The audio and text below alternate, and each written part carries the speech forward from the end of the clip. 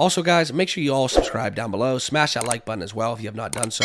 And please comment down below what plays are you on for today's games. I'm always curious to hear what you guys are on every single day. All right. Appreciate you guys rock with me. And I do want to take the time, though, to go recap yesterday's plays.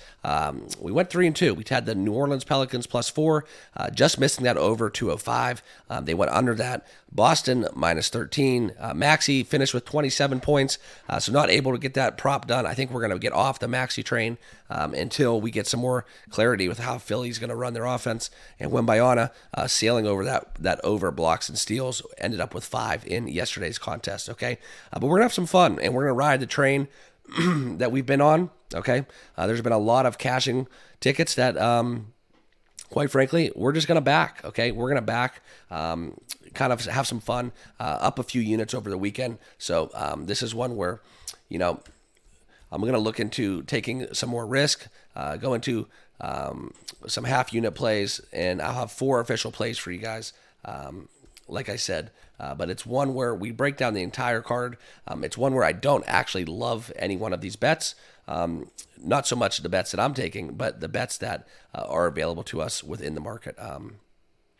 There's always value everywhere, but this is just a card that doesn't stick out to me, doesn't jump off the page.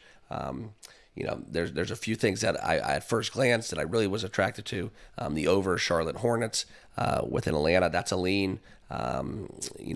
We looking at that game. We can get into the likes of going back to the well within Wembanyama with the blocks and steals, but that's kind of not where I'm leaning towards. All right, Sacramento, Orlando, that's a fishy line. It's hard not to take points with Sacramento, but Orlando's a tough team to bet against at home. But let's talk about our official plays, okay? So first game, Madison Square Garden, we're rocking with the Knicks. Okay, taking the New York Knicks -7. That's what I was able to lock in. I think you'll be able to find that later in the day. Take the Knicks -7 against the Nets. That's an early tip-off as well, 1 p.m. Eastern Standard Time. The Knicks have been on a different level. Jalen Brunson is balling. They've learned how to play without Julius Randle, and I think we might see the likes of the Brooklyn Nets kind of fail to score 100 points. And I see this game being probably around the 105 to 96, 94 range. I think where the Knicks end up winning by 10 or close to that 10 point, if not above that margin, okay? That's my first official play. The next one is Boston, right? We're going to ride this train and this horse till it bucks. Boston, we've been backing them until they actually lose a game against the spread. We're not going to bet them, and then we're going to actually probably get right back on it because the chance of them losing 2 games in a row against the spread is slim to none.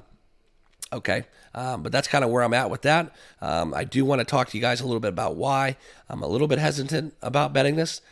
There is some injury concerns within the 8 o'clock game. A lot of the money is on the Bulls. It is the second night of a back-to-back, but we've seen this happen before. And Tatum, being questionable, Horford's questionable, Holiday's questionable.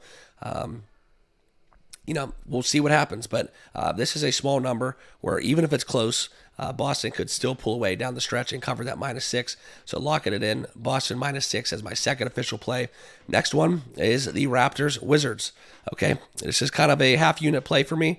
One where I see some value in taking the Toronto Raptors on the money line, +200. We're going to go with the straight dog, just to win outright on the road against a horrible Wizards team.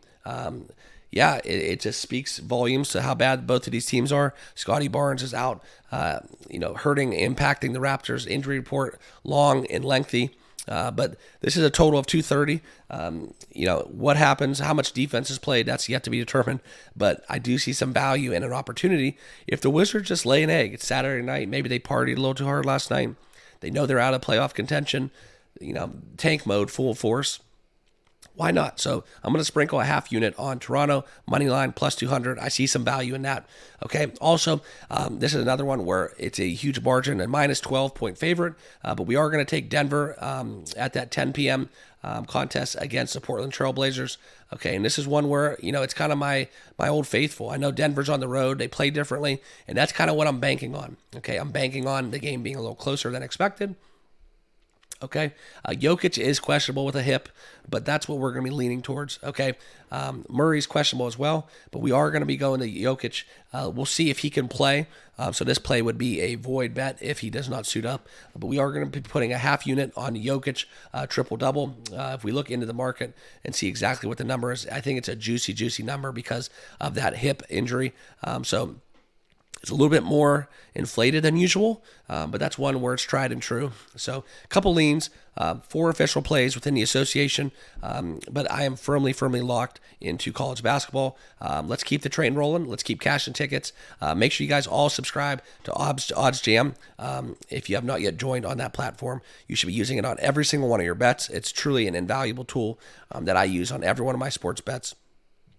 There's no reason to place a bet and get the worst of the number, unless you wait till the very last minute and you get in anyways. But if you're putting yourself at a disadvantage from the get-go, that's on you. But what it comes down to is if you're in a daily fantasy, you look for arbitrage opportunities, you want to find positive EV, that's where you need to be using Odds Jam, and it keeps track of all your bets as well, every single sport. So check it out for yourself. Links down below. TBM is my promo code for 35% off. And here's just a quick recap of my plays.